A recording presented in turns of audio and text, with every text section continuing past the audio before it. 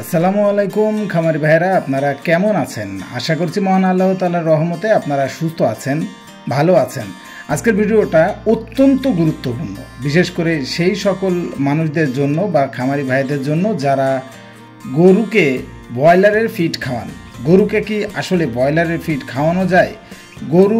গরুতে ব্রয়লারের ফিড কতটা ক্ষতিকর বা কতটা লাভজনক, এই বিষয়ের উপরেই আজকের ভিডিওটা তৈরি করতে চলেছি। তাই ভিডিওটা না টেনে শেষ পর্যন্ত দেখার অনুরোধ রইল। কোন জেলা থেকে ভিডিওটা দেখছেন কমেন্টসে জানান। আর গরু, ছাগল, হাঁস, মুরগির রোগবালাই এবং ঔষধ সম্পর্কে জানতে দেরি না করে আমার চ্যানেলটি এক্ষুনি সাবস্ক্রাইব করে বেল আইকন বাজিয়ে দিন। তো চলুন মূল ভিডিওতে চলে যাওয়া যাক। ব্রয়লার ফিডে 60 থেকে 65% দ্রবণীয় শর্করা থাকে, কিন্তু ফ্যাটেনিংয়ের জন্য 25% দ্রবণীয় শর্করা দরকার। অতিরিক্ত শর্করা গরুর মাংসে আর্দ্রতা বাড়ায়, মাংসের স্বাদ খারাপ হয়, পেটে অ্যাসিডিওসিস এবং ইনডাইজেশন হয়, ফলে পেটের ভেতরে গ্যাস জমা হয় যা ডায়াফ্রামের ওপর চাপ দেয় এবং এর ফলশ্রুতিতে পরবর্তীতে কিন্তু আপনার শখের গরুটি মারাও যেতে পারে। এরপর ব্রয়লারের জন্য ফাইবার কম লাগে, তার 2 থেকে 5%, কিন্তু গরুর খাবার মেইনলি ফাইবার নির্ভর, যেখানে ফাইবারের 20 থেকে 35% যা রাফেজ থেকে আসে। ব্রয়লারের খাবারের মেইনলি কনসেন্ট্রেট নির্ভর। ব্রয়লারের খাবারে অ্যানিমেল প্রোটিন ব্যবহার করা হয়, যেমন ফিশ মিল, মিট মিল, বোন মিল এবং প্রোটিন মিল, যেটার পার্সেন্টেজ হয়ে দাঁড়ায় 22%-এর উপরে। কিন্তু গরুর জন্য দরকার উদ্ভিজ প্রোটিন, যেটার পার্সেন্টেজ 15 থেকে 18% প্রোটিন হলেই চলে।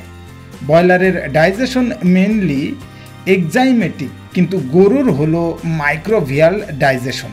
তার মানে এই জায়গায় যে পদ্ধতিতে আসলে গরু ডাইজেশন করে, সেই জায়গায় ব্রয়লারের ডাইজেশন আর গরুর ডাইজেশন কিন্তু পুরোটাই আলাদা ফরম্যাটে। এই কারণে ব্রয়লারের ফিড খাওয়ালে কিন্তু গরুর ক্ষতি হওয়ার চান্স সর্বোচ্চ। এর পাশাপাশি ব্রয়লারের খাবারে তেল ব্যবহার করা হয়।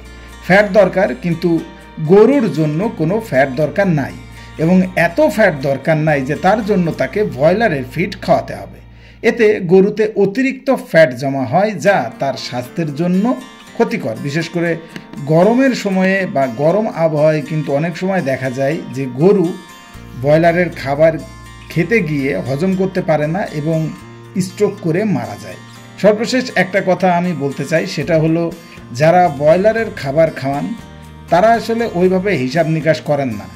গরুর 1 কেজি খাবারের যে দাম, তার থেকে কিন্তু ব্রয়লারের খাবারের দাম অনেক বেশি, তাই এখানে কিন্তু খরচটা অনেক বেশি হয়ে যায়। মোদ্দা কথা, গরুর যে স্টোমাক সেটা কিন্তু ব্রয়লারের খাবার হজম করার জন্য নয়, যার কারণে খাবারটা হজম হয় না, একেবারে স্টোমাকের তলানিতে গিয়ে পড়ে থাকে, সেখান থেকে পচে গলে এবং গ্যাস তৈরি হয়। ফলশ্রুতিতে গরু কিন্তু অনেক সময় মারাও যায়।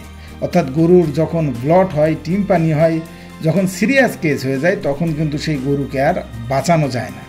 তাই আমার পরামর্শ, কখনোই আপনারা ব্রয়লারের খাবার গরুতে খাওয়িয়েন না।